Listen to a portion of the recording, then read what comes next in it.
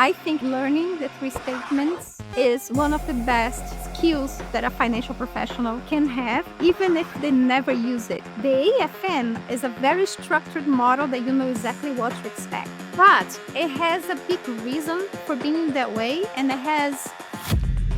Today's guest is Carolina Lago, a financial modeling and FP&A expert with over 20 years of experience. She's not only earned the prestigious Advanced Financial Modeler designation, but also leads workshops that help professionals make sharper, strategic decisions. How would you define the financial model? What counts as a financial model? The financial model is anything that has inputs, calculations, and outputs. Financial model itself needs to answer a business question. What's the most unique, most fun thing you have used Excel for in your personal life? The most unique one was designing the floor plan of my apartment in Excel. Architects will kill me for that. Any advice you'd offer to somebody taking the AFM? I have two things that I like to tell everybody that is taking the AFM. One is...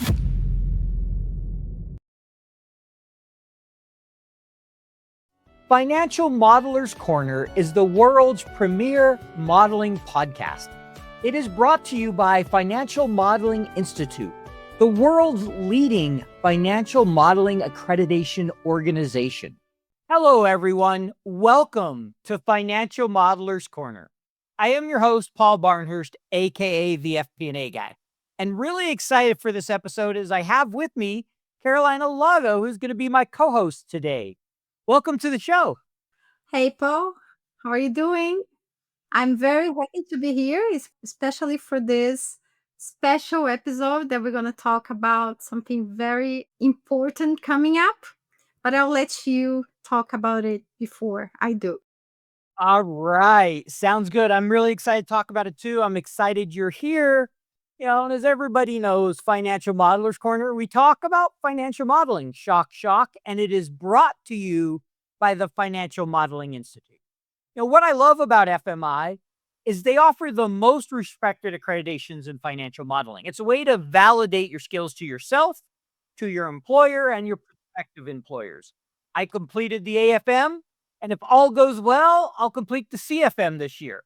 And I know Caroline's laughing because we'll be studying together for that. So she's like, hopefully I'll get there too. Yes, we're in trouble. We're in trouble for that now. Probably more than we want to admit. So let me give a little bit of my co-host's background today. She is a financial modeling and FP&A specialist with 20 plus years of experience. She started when she was 12. So that's why she's got 20 years already.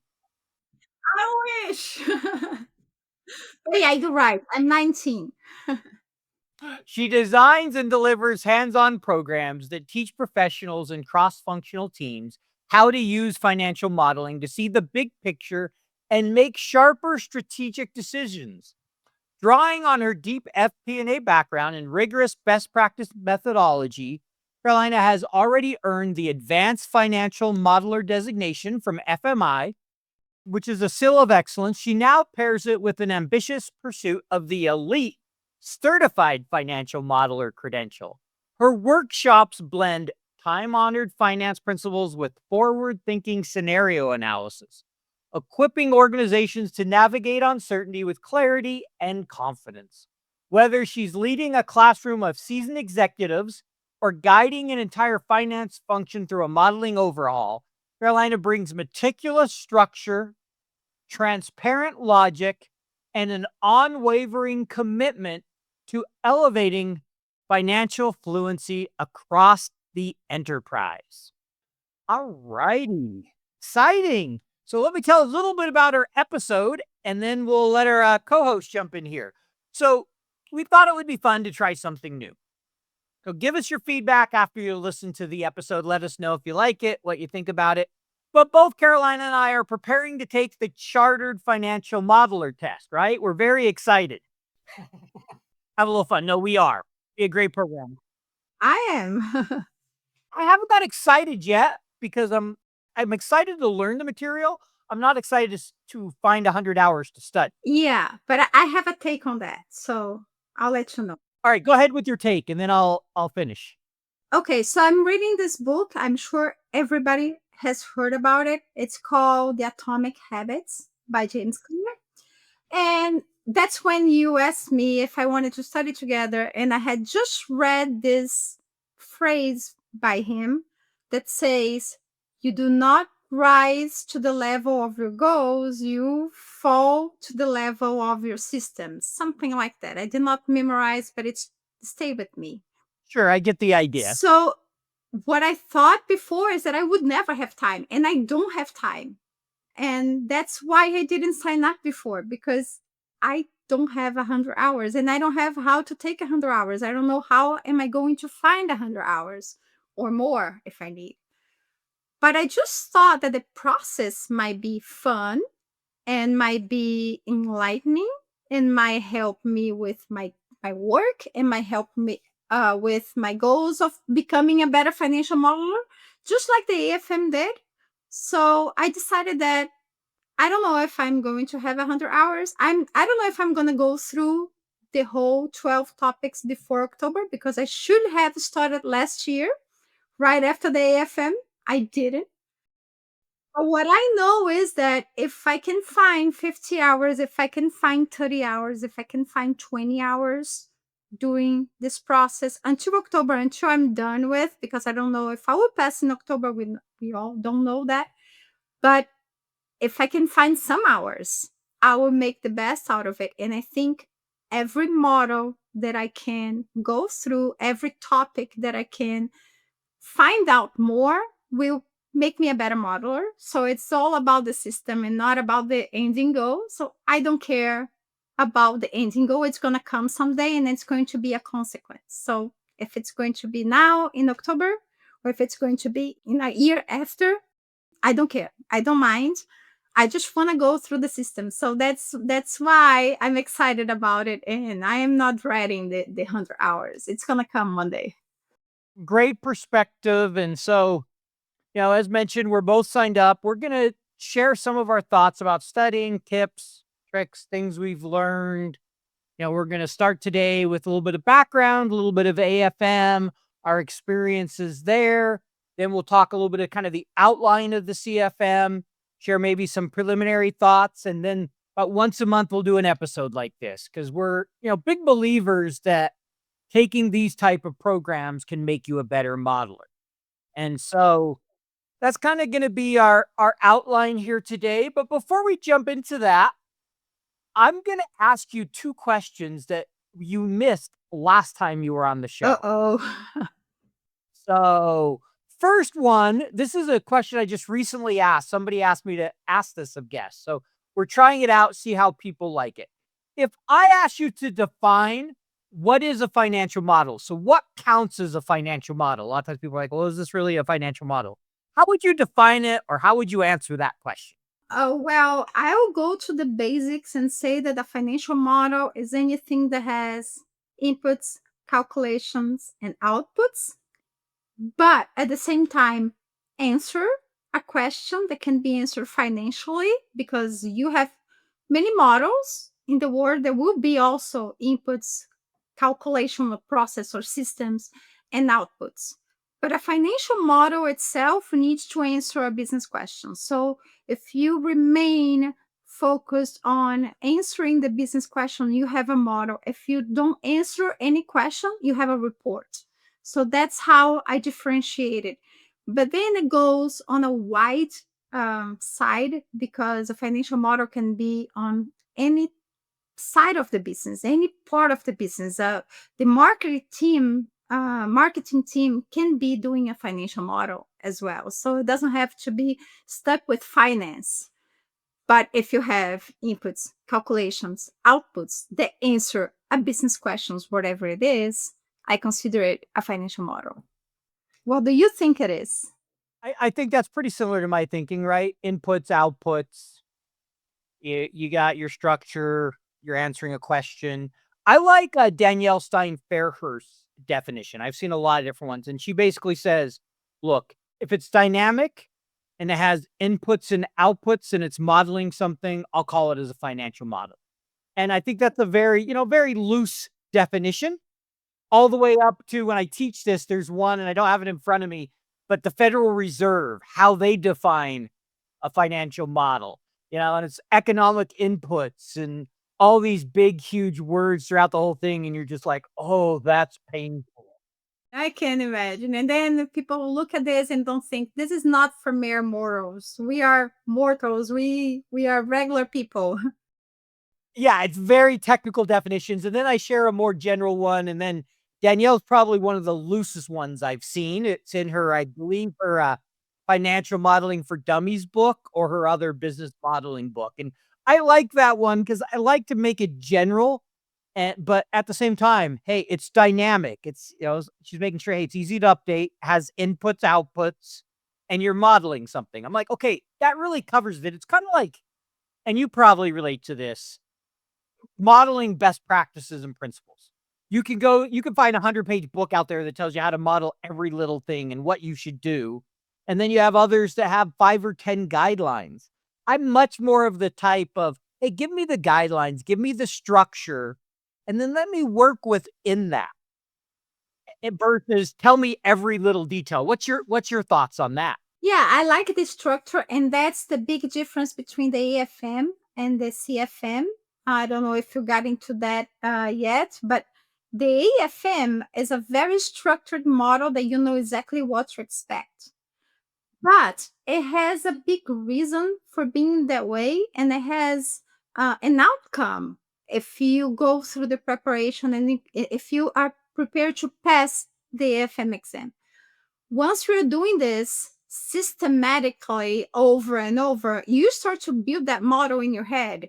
It becomes easier for you to understand how the finance, the numbers flow throughout the three statement model. And that's why I always discuss that and I always say that in public that I think learning the three statements is one of the best skills that a financial professional can have, even if they never use it. It's because of this system that you build in your head. And the AFM prepares you for that because you know how to build a model with the best practices, with the guidelines, like you say, with everything that is the best in the market. But at the same time, you build that in your head because you are repeating that on many types of business, many different cases. You're repeating the same structure. And when it becomes second nature to you, then you can expand. And the CFM is exactly that expansion of what the AFM provides you. Great, like that. And so I'm gonna ask one more question you didn't get last time, and then we're gonna talk a little more of AFM. So this is kind of a fun one. What's the most unique, most fun thing you have used Excel for in your personal life? Oh, our personal life. Well, we all did budgets for ourselves, but We do? I'm terrible at it. I shouldn't admit that. Don't tell anyone. yeah, me too. But I think the most unique thing, well, we did task lists and any kind of project that we need to do. If we use Excel a lot, that's what we do every day. It's our first tool. But I think the most unique one was designing the floor plan of my apartment in Excel. Architects will kill me for that.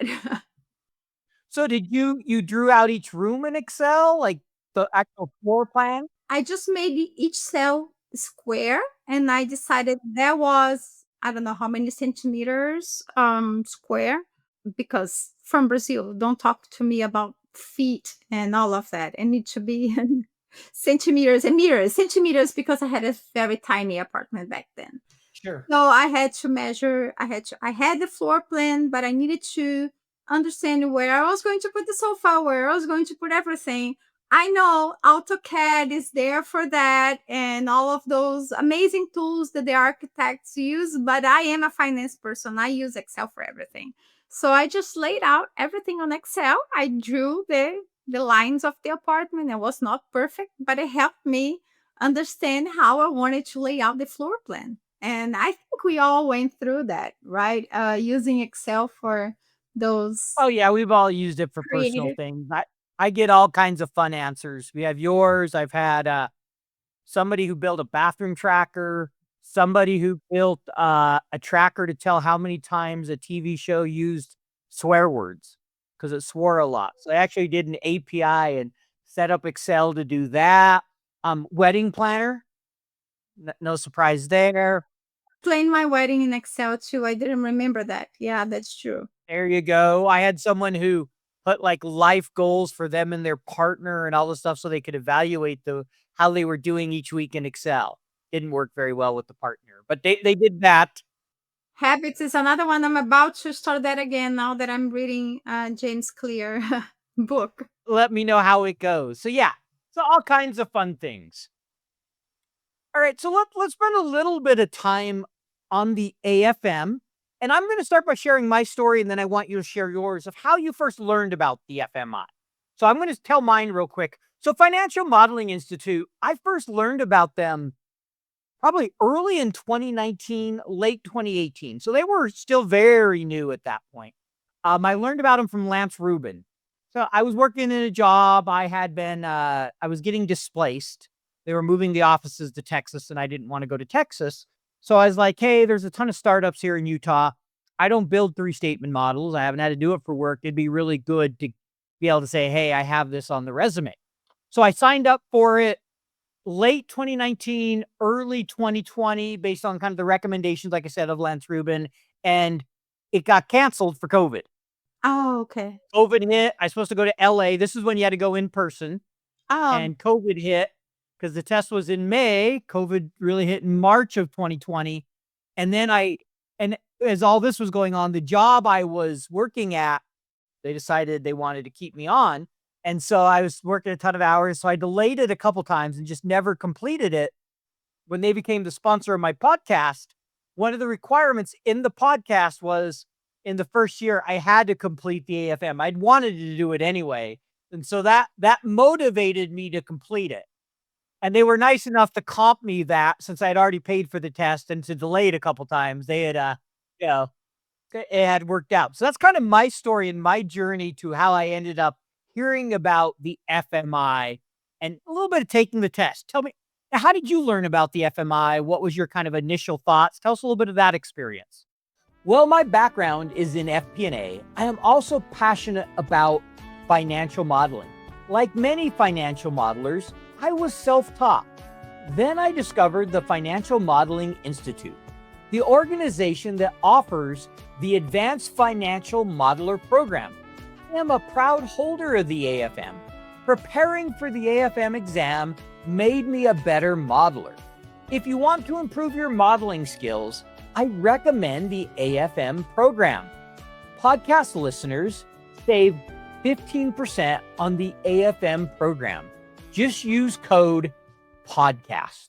well, I moved to France in the middle of COVID and I had to quit my job. I was not expecting to have to quit my job. I was prepared to work remote, but with taxes issues and all of that, they couldn't keep me. So I spent 1 year probably in France not working, being paid because they were trying everything they could to keep me.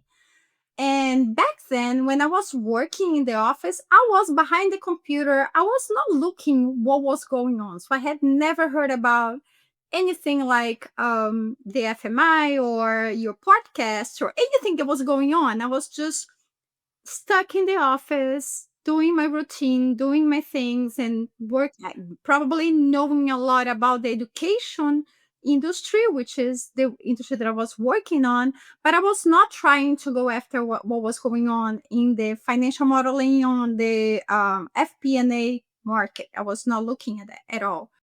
And then looking for jobs and trying to relocate in France, I started to look around and got back to LinkedIn because I was not on LinkedIn at all until that time. I got back to LinkedIn and I got back to listening to podcasts and got, got the fun of it. I started to enjoy it. And your podcast was one of them. And I remember listening to an interview. Yeah. I remember listening to an interview with Danielle. I had never heard about Danielle. I never told her that, by the way. I don't remember. I don't recall if I don't think I told her that. So I was hearing her interview with you, and she was saying that she taught financial modeling and she did all of that. She had a group to help women to break into the financial modeling market. And I was like, oh my God, she's so lucky. She gets to do that. And then I came back home and I said, I told my husband, can you imagine if I was like a financial modeler instructor, like teaching financial modeling, doing the best part of my job, but teaching others? And he laughed at me. He said, no, no way. Where are you going to find a university to do that? No, I can do that online. And then I played the podcast to him, and he laughed at me. And he still laughs at me sometimes. And I was like, that would be my dream Our job. spouses laughed at all of us sometimes. You're not alone. Yes. Don't worry. So that'll be my dream job. That's what I want to do. And then I heard about the FMI and the AFM certification, and I had just gone to an interview, and on that phase of our lives when we are like running for higher positions, you don't get to be tested anymore. And I remember one time 20 years ago, I went to an interview and they asked me to do some trick on Excel. They opened an Excel and said, do something. And I did a sensitivity model, quick, a data table in 5 minutes. And they were like, wow. And I went to this interview and I was saying everything that I went through and it was impressive and everything, but I could not prove. So once I heard about the FMI, I was like, oh, that's how you prove. That's how you put the credential on your resume. It doesn't matter how long you've been on the market. You have a way to prove that you can do it under pressure, under time limits, and the CFM even more. But then I said, no, I need to take this test and I need to test myself if I really can do it. And then maybe one day propose to them that I can be their partner and teach other people to do it. And it was not about the business back then. I was not thinking about business. I wanted to do something that really excited me. And I thought it was exciting to get out a little bit of the office. I was doing consulting work and it was fine. It was fun. But I found that I really liked to teach, and corporate training and things like that would really make my eyes shine, like I say. And I thought Danielle was so lucky to be able to do that. And I just envied that for a while. So that's when I decided to apply. And then I did the training, and it was hard. Oh man, it was hard. Even though I was like 20 years doing it, because doing it under 4 hours, I never thought I could. But what did you think was the hardest part about training for the AFM? For me, the hardest was finding time. It was that really, really busy time. I shouldn't admit this. I mean, I spent some time studying a few years back, but as far as for the actual first test, I probably only put in about 25 hours. And I'd say I lost count how much I did. 10 to 15 probably was the week of the test, but I had watched the fundamental videos before. I'd gone through them because I started with that and I had seen, examples of it for a few years. I mean, if you add all of that up together, it's probably 40, 50. But I think so first was just carving out the time, which is a choice. We all say we don't have time. We all have time. Exactly. Every single one of us has 24 hours in a day. We get to choose how we use them. If we choose not to use them to study, then it wasn't a big enough priority for whatever reason. We won't go into the psychology of all this. We all understand that, but we all like to say, I don't have time. That's our excuse at the end of the day because we don't want to prioritize it high enough.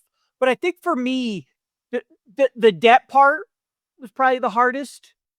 And then, next, I'd say depreciation. Not that that's tough, but a little trick. Just make sure you get all the formulas right and lay it out in a really good format because I didn't deal with CapEx much.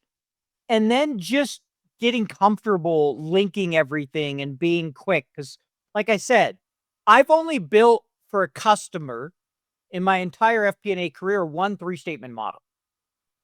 Okay. Now, I've rebuilt it for them as well. I had to rebuild it when they change all their chart of accounts, and I maintain it for them every month.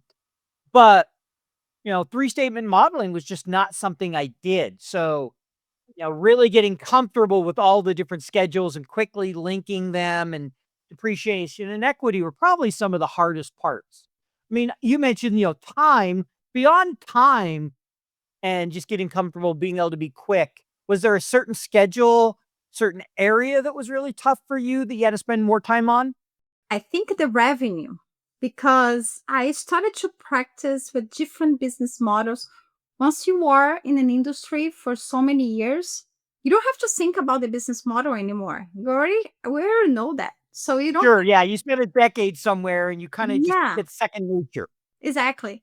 And even the model itself, once the first time actually I built a financial model was 3 companies ago. So that's something that I've carried along this time. I was implementing software for planning, and then I had to build on the side the model so I could understand how I was going to translate to the model in the planning system. Well, that's when I had to learn how to connect everything and what is the impact of everything. And it just changed, it blew my mind back then. And this has been probably 20 years, 2010, probably 2009. So back then, it blew my mind. And I started to see things completely different because of the three statement and how to understand how the numbers flow um, between the statements. And you can see it, you start to see that everywhere. But the thing is, I had time to do it. I didn't do it in 4 hours. I did a whole model probably in a few weeks. So I had time to dive in. Of course, it was a much bigger model that would take the whole company into consideration, actuals and all of that. Here we are just starting from a three statement model and just projecting everything. The information is given to you. Okay, that's all of that. But at the same time, I was not sure that I could do in 4 hours, even if the information was given to me and everything was very well processed already, because it is, the case is very well processed. Just have to put it on. If you know what you're doing, you just have to put it on and do it. And I end up doing my test in 2.5 hours. So it was a huge accomplishment for me, because when I first started, I think it took me 7 or 8 hours to do the first one. And I knew what I was doing. I watched the videos and I learned a few tricks. I learned a better ways to do some of the schedules. The debt schedule was one. I didn't model a complete revolver. I had some way to do it dynamically, but it was not a complete revolver like we do on the AFM. So there were a few things that I caught on the middle of the way, but what was the most gain that I had was the speed.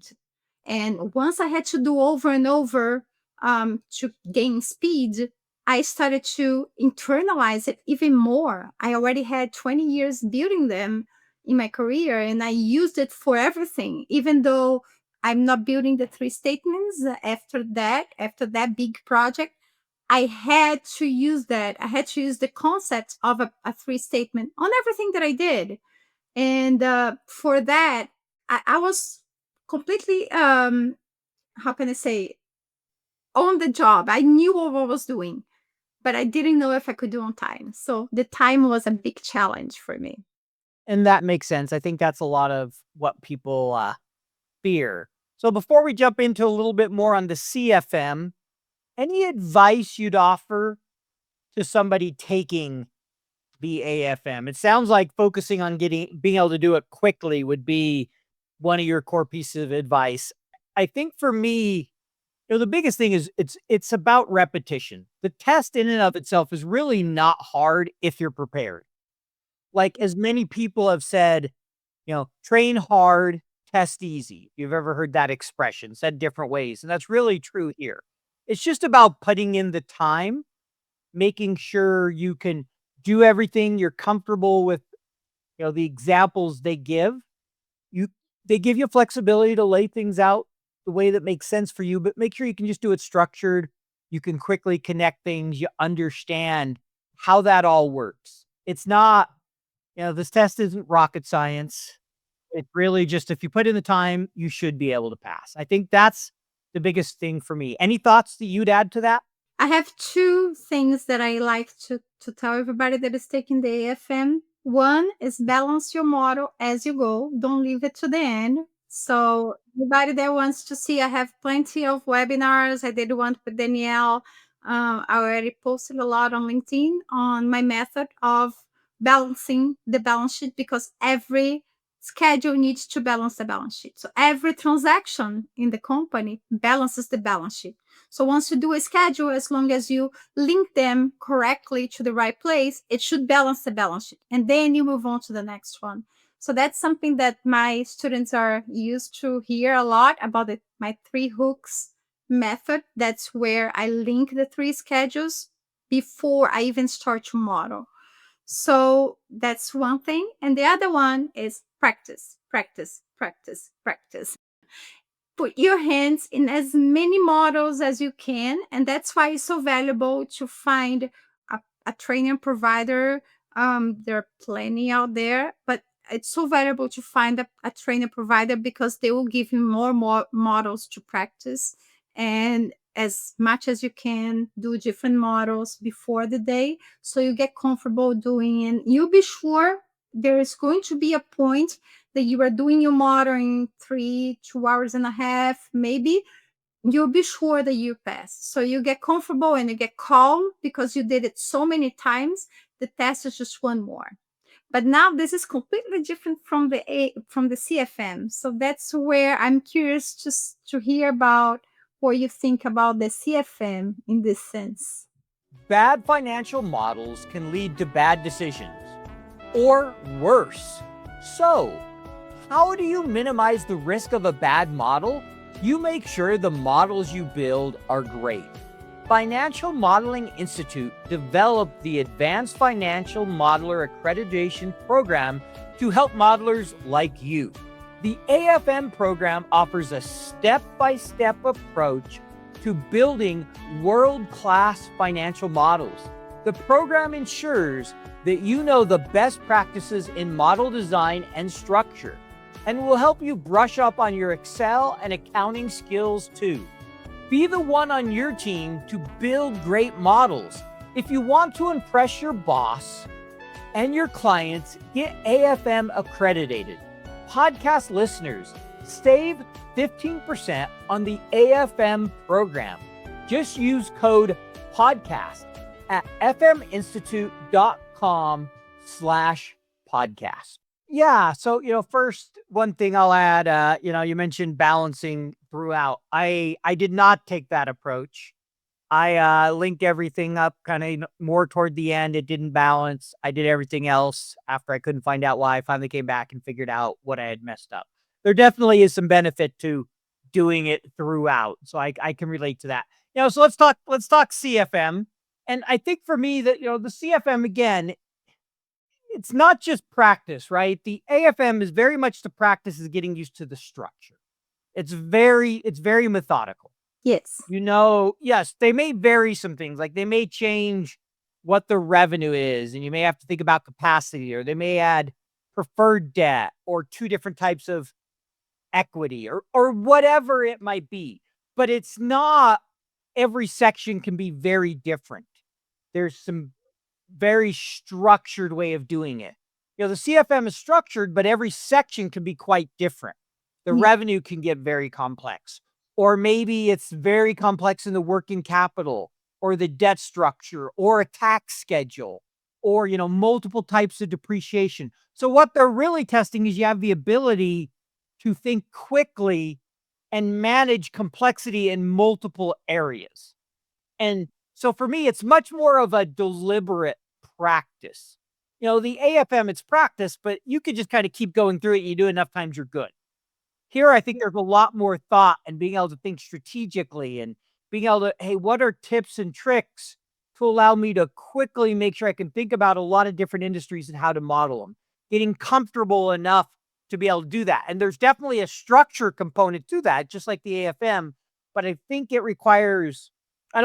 does require a higher level of thinking, which means you need a more deliberate practice approach. You can't just plan on, hey, if I do it enough times, I'll be good. kind of that almost rote memorization, so to speak. I think it's not about time, even though you are expected to do on time and the time is even more limited. I think it's more about resources.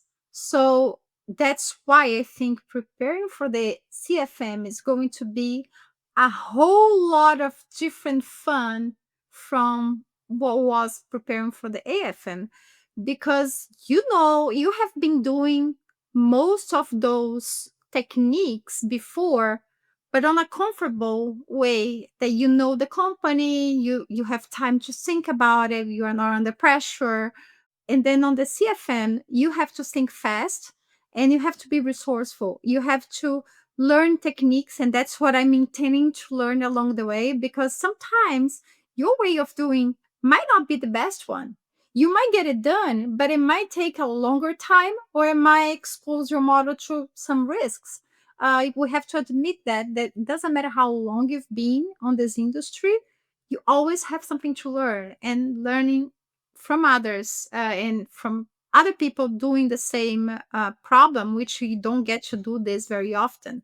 So that's why it's very important to study and being active in the community, active in your community, active in the FMI community, which is an amazing community to exchange ideas as well, because then you can see how other people solve that and you can pick up a few things along the way. And sometimes you have the best way to do it, and it's fine. It's great, just celebrate.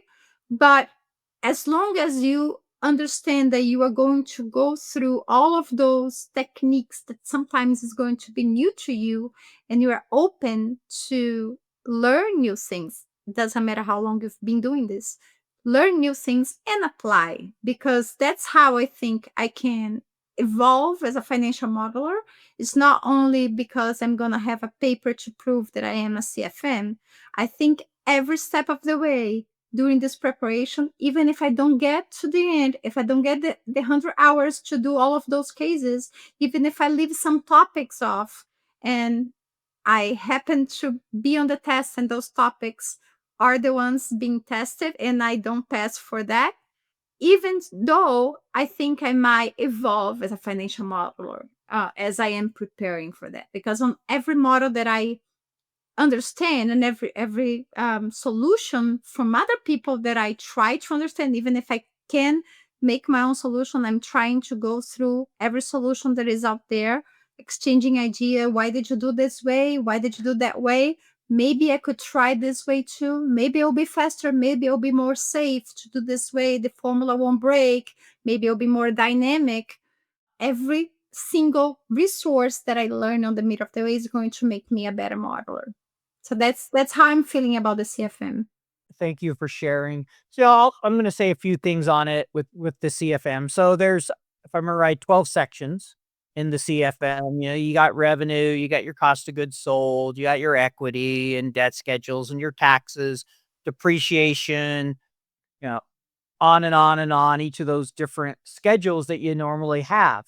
And so you have to practice different ways for each of them. But what I'll say is that the CFM is hard. And I'll share what people have told me. So I know somebody who runs a professional modeling company, a pretty large one, full time, has a partner. He trains people to prepare for the AFM, along with several other things. And he mentioned how concerned, even after he took it, he wasn't sure he had passed or not. Very concerned because he said it was really tough. So it really does help demonstrate. The other example I'll give, and I'm going to have him on the podcast here soon, is I was talking to a guy who runs, it's Denmark. I think it might be Denmark, but I know it's somewhere in that area. He runs for, one of the big four accounting firms. He runs their M&A and, their modeling section, and their entire team took the CFM Mhm. and they studied together as a group. And he said he could see a big difference in their models. And these are people that are building complex models, that's their entire day job. And he was talking about, how difficult it was. They put a lot of time in, but how it made them all better at their job. So first thing is people are going to fail it. It's hard. And that's when you're doing something that's worthwhile, when there's a risk of failing. If everybody passes, I think you have to question it a little.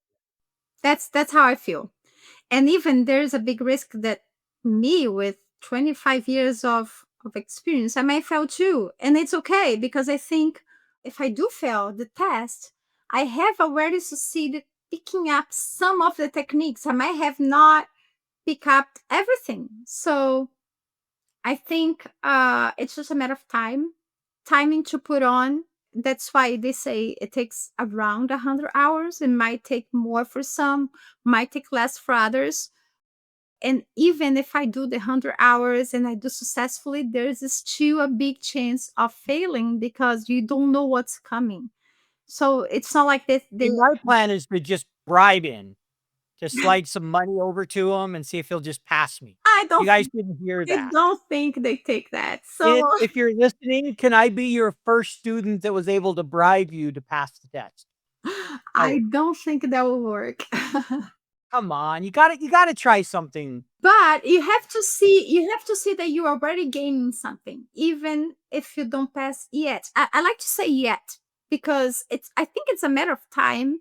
And I heard of some people that didn't pass the first time and then did the second time without even having to study so much.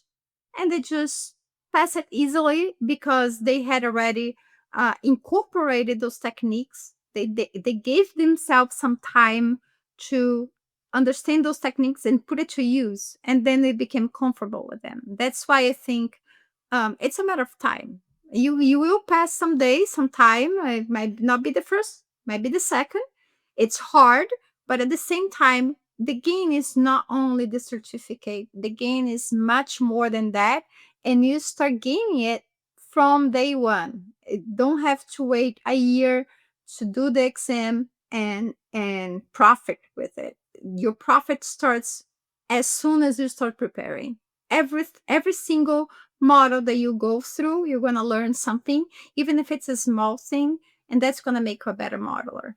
Yeah, so I think as we come close to wrapping up here, we've been talking for a while. I'll add a few little things and then we'll wrap up. One, we're going to do some more episodes on this. So let us know what topics or how you'd like us to approach this. We're going to probably start sharing a little more tips and tricks. Like we may talk a little bit about revenue and how we thought about it, some of the things we've seen, get into a little bit more of that. So let us know if that interests you. I think the other thing to say is, even if you don't want it, if you don't want to take the AFM or CFM, fine. I still think you can get some value out of listening to this and thinking about modeling. There are plenty of ways you can learn to be a great modeler. We like this program, but the biggest goal here is that we're all trying to learn, grow, and become better modelers, however we choose to do that.